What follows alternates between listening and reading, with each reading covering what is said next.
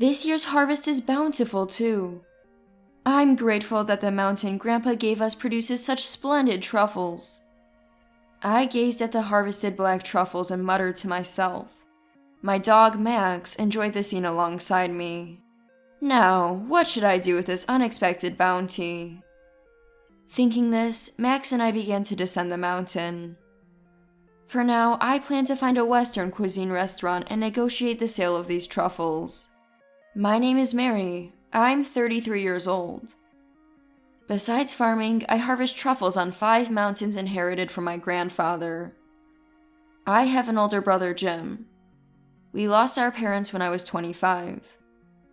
As we grieved, our beloved grandfather passed away the following year. With our parents gone, my brother and I inherited Grandpa's estate. I got the mountains, and Jim took over Grandpa's real estate business. This was largely influenced by Jim's decisions. During discussions about Grandpa's will, Jim strongly insisted on managing the real estate. I wasn't much interested in the inheritance, so I went along with Jim's wishes. As a result, I ended up with the mountains, and Jim got the real estate. But acquiring the real estate changed Jim. He started to look down on me, letting money talk. After he started earning from the properties, Jim began to live extravagantly. That's when he met his wife Betty. Jim and I were living separately then. I stayed in our family home while Jim rented an apartment. After inheriting, he moved to a high-rise, where he met Betty, his neighbor. They often visited me, belittling me before leaving. They even started taking my vegetables without asking. Hey, still dressing like an old-timer for farming, huh? Jim, sharply dressed in a suit, arrived while I was preparing the field for the next sowing. Betty was with him, as usual. You're so different from Jim. Are you two really siblings? She followed with a condescending remark. What brings you two here today? Just checking if you're still alive and kicking. I don't need your concern. If you have no business, please leave. I didn't enjoy talking to them. If I could avoid them, I'd prefer that. Aren't you going to marry? Oh, right. No one's interested, are they? I'm not particularly interested. I prefer working. Come on, don't say that. It's better to admit you can't find anyone. She's the same age as me, yet she acts superior around my brother. I met Betty's in-laws only once at their wedding. They were polite, unlike her. I wondered if it was her nature or if Jim influenced her. But I knew I didn't want anything to do with them. That's not the case. Think about it from our side. Betty's embarrassed to have a sister-in-law who's still single. She cares about you, so don't be so rejecting. It's shameful for a family member to be single at this age. I wanted to yell and send them away, but I held back, sensing it would only lead to more trouble later. Don't meddle in other people's lives. I recall my brother saying that at his wedding. Betty had never left home before marrying him, and her in-laws seemed troubled by her lack of independence. Since marrying, she's been living with my brother, but the two of them, unable to cook, always rely on delivery or meals from their parents. I guess that must be tough on Tom and his family. Should I introduce you to some guys? No thanks, I don't need your help. I snapped back at my brother, now brimming with confidence since inheriting the estate. I thought they would leave after that, but instead they said, Fine, but make us something to eat. No way! I refused, of course. But then Betty spoke up. My parents are traveling, so there's no food at home. Mary, please, we're family. Can't you help us out? I was shocked by their audacity, only using others when it suited them. But it didn't end there. Fine, here, my brother said, pulling out his wallet and handing me a $100 bill. Make us a meal with this. I'm buying your cooking. Your mountains are a waste anyway, right? This money is from my real estate. Be grateful. With that, they headed toward my house. A few seconds later, I followed, cleaning up my tools and shaking off the dirt, Max in tow. I wasn't motivated by the money. I just didn't want them running amok in my house. As we entered, Betty commented, "Jim's place is so different. This is small and smells like dirt." Hey, don't say that. Mary, hurry up and make something. Do they even realize they're intruding? Probably not, which is why they act this way. Wanting them to leave soon, I started preparing the meal as requested. While I cooked, they played with Max. Finishing their meal, they started browsing on their mobile phones. "Mary, you're poor, right?" "Excuse me?" "Well, farming doesn't make much, right? And you only inherited useless mountains." It seems my brother had told her everything. "I'm not poor. I have savings and those mountains have I stopped myself. If I revealed they produced truffles, they'd probably want a piece of that too. Caught off guard, I heard, "What about the mountains?" Didn't catch that.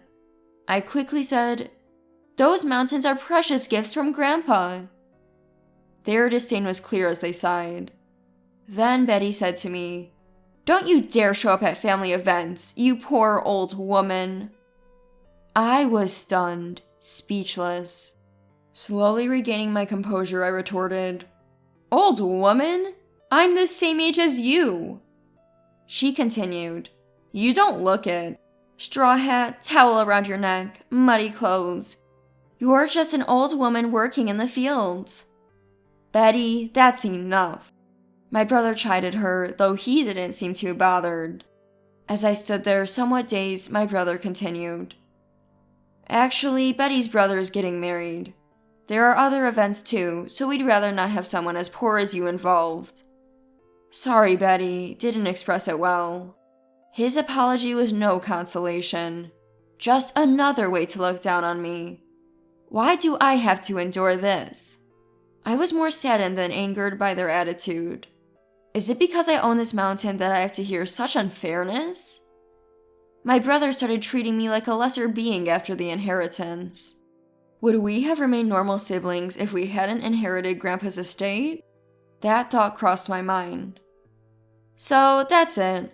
Is that okay with you, Mary?" And she, Betty, nonchalantly came to hurt me. Her thoughtless words must have wounded others too, but I stopped thinking about it.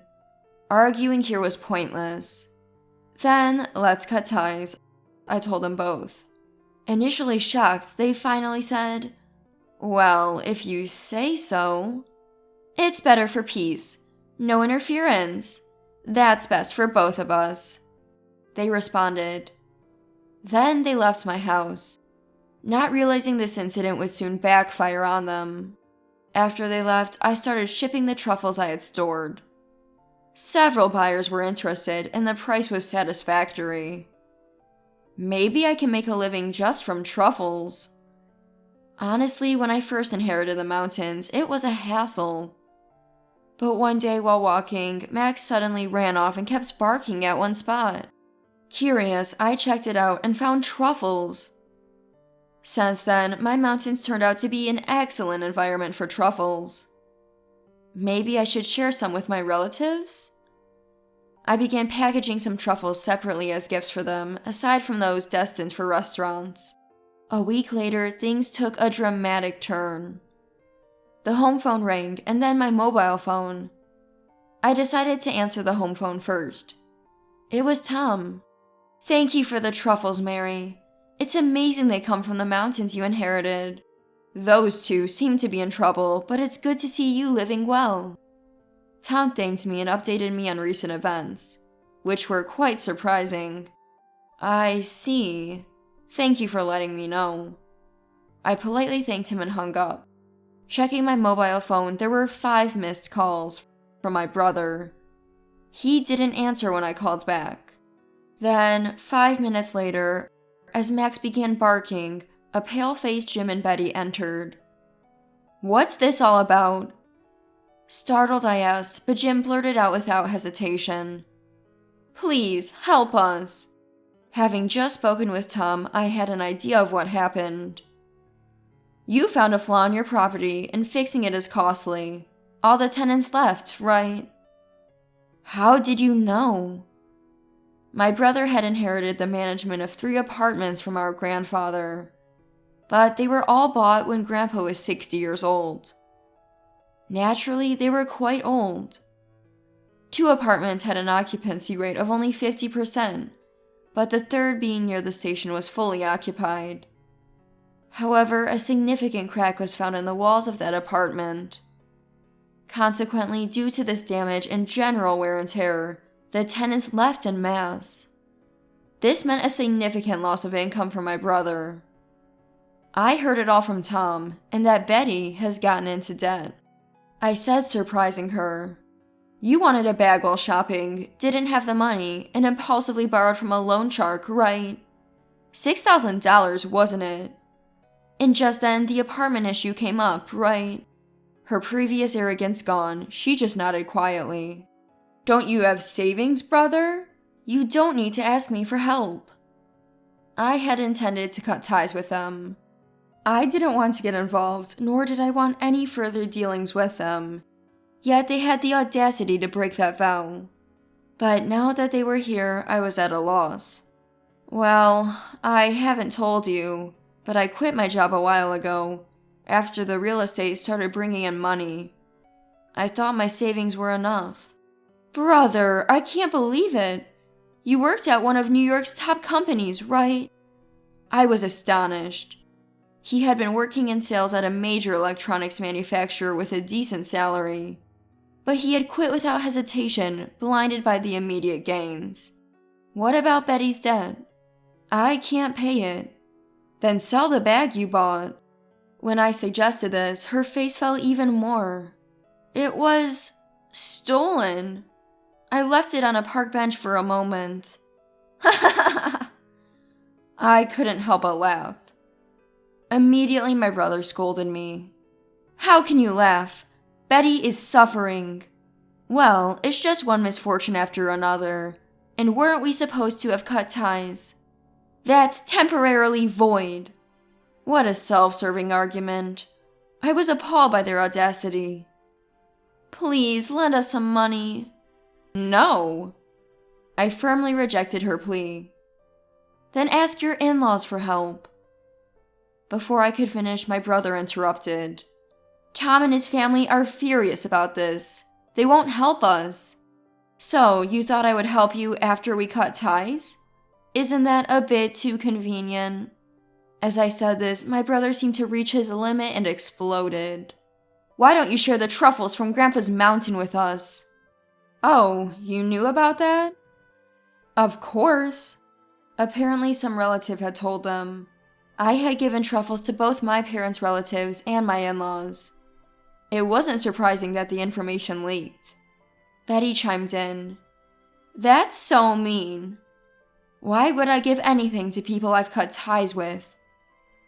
When I made my point, Betty and the others were at a loss for words. We said no interference.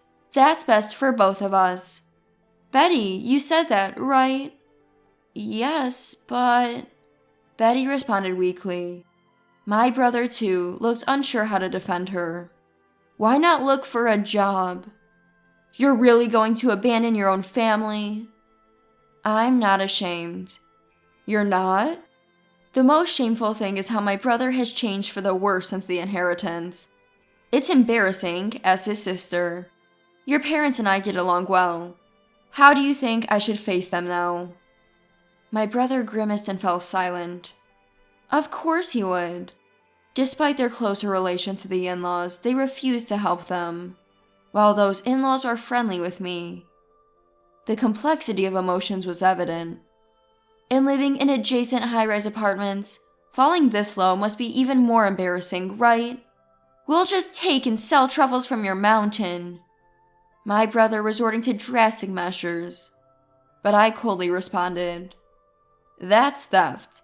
The ownership of this mountain is legally mine. You pushed it onto me. If you do anything without my permission, I'll report it as theft. What should I do then? Jim. He seemed to give up, lost for words. You're obsessed with status. Why not live within your means?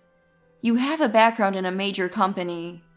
Then my brother said weakly, I'm going to leave Betty. What are you talking about all of a sudden? Well, it's obvious. Your debt is ruining our future. I'd rather be with my sister than you. What? He seemed desperate, even saying something so extreme. I was shocked. Is this what marriage is? You once bragged about it to me. If it leads to an end like yours, I'd hate it. What did you say? That's terrible. If you're going to leave so easily, you shouldn't have married. And don't use me as an excuse to run away. Be responsible for your words. I want nothing to do with you in the future. They had no response. The sudden marital dispute quieted down. Why did I? If only I knew about the truffles, I'd have chosen the mountain, not those old apartments. My brother lamented, collapsing. Seeing him, Betty began to cry, helpless. They left my house in a pitiable state. However, bad luck continues for an interesting amount of time. My brother, who valued status, drove a luxury sports car. But on the way back, he crashed into a wall on a sharp curve, shaken. Though he survived, the car was totaled. And he had forgotten to update his insurance, so he lost the car. Their lives turned dark. I heard from the in-laws that they didn't divorce but were only a couple in name, moving to a nearby apartment. They sold the inherited property cheaply. My brother had fallen completely. As for me, I expanded into a business using the mountain. I invested my savings and established a campsite, which quickly filled with reservations. My income increased tenfold. My farm, already known for truffles, became famous, and I got more contracts. It seems sharing truffles with relatives who had connections with cooperatives and restaurants paid off. Someone told me about you, they'd say on the phone. My brother, blinded by immediate gains, hit rock bottom, while I, through steady efforts, thrived. Now, I even have someone considering engagement. I plan to live my life at my own pace, steadily moving forward.